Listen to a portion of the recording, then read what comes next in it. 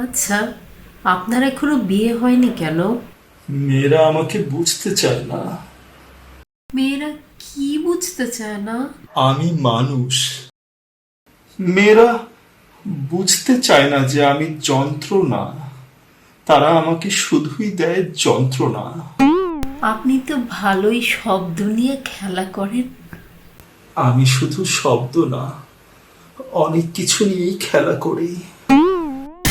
হ্যাঁ, আচ্ছা ভাইয়া, আপনি পড়ালেখার পাশাপাশি আর কি পারেন? আমি নাচতে জানি। আপনি কি গান জানেন? ছি, আমি গাঞ্জা কেন নেব? আমার তো ধোঁয়ার গন্ধই সহ্য হয় না। হ্যাঁ, আপনি তো শব্দ নিয়ে খেলতে খেলতে শব্দের প্লেবয় হয়ে যাচ্ছেন।